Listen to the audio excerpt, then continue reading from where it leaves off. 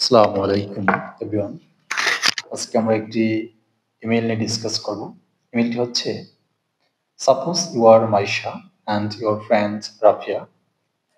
Now write an email to your friends inviting her to the marriage ceremony of your elder sister. অর্থাৎ, মনে করো তুমি আয়শা এবং তোমার বন্ধু রাফিয়া। এখন তোমার বন্ধু রাফিয়াকে তোমার বড় বোনের বিবাহ অনুষ্ঠান উপলক্ষে আমন্ত্রণ জানিয়ে একটি মেইল লেখো। তোমরা হয়তো অনেকেই অবগত যে আমাদের ইমেল লেখার জন্য দুটি ঠিকানা বা অ্যাড্রেস দরকার হয়। একটি হচ্ছে ফ্রম এবং অপরটি হচ্ছে টু। অর্থাৎ যার কাছ থেকে ইমেলটা লেখা হয় তার অ্যাড্রেসকে ফ্রমে লিখতে হয় এবং যার কাছে ইমেলটা পাঠানো হয় তার অ্যাড্রেস টুতে লিখতে হয়। সো চলো আমরা শুরু করি। শুরুতে লিখেছি আমি ফ্রমে Maisha 200@gmail.com, two Rafia 200on@gmail.com।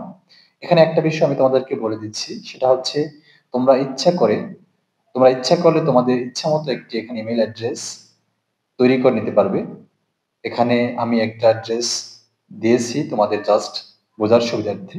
তোমরা এই নাম দুটো দিয়ে তোমাদের মন মতো করে মন গড়া একটি ইমেল অ্যাড্রেস লিখলেই হবে। তারপর send 08 April 2024 Monday 10 AM. Subject: Invitation for marriage ceremony. Dear Rafia, at first take my love and salam. Assalamu alaikum. প্রিয় রাফিয়া, শুরুতেই আমার ভালোবাসা এবং সালাম নাও।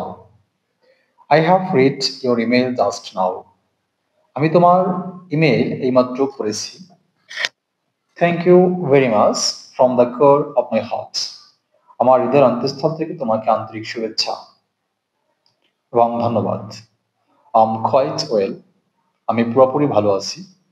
I hope you are also well by the grace of Almighty Allah. আমি আশা করি তুমিও মহান আল্লাহ তাআলার দয়ায় ভালো আছো। You will be very glad to know that. তুমি খুব আনন্দিত হবে জানতে পেরে that যে my elder sister's marriage ceremony will be held in the next week. আমার বড় বোনের বিবাহ অনুষ্ঠান পরবর্তী সপ্তাহের শুক্রবারে অনুষ্ঠিত হবে। I hope you will join the marriage ceremony. আমি আশা করি তুমি বিবাহ অনুষ্ঠানে জয়েন করবে। Please don't forget to come. দয়া করে আসতে ভুল করো না। No more today. আজ আর নয়। You must take care of your health. তুমি অবশ্যই তোমার স্বাস্থ্যের যত্ন নেবে। Your loving friend মাইশা, তোমার ভালোবাসার বন্ধু মাইশা।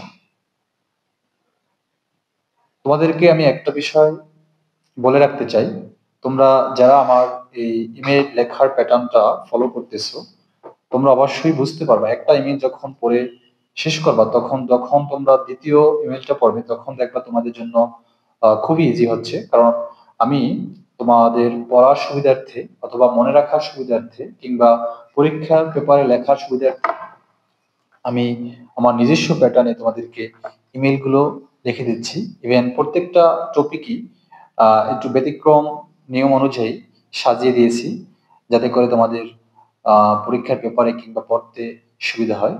সো আল্লাহ হাফিজ।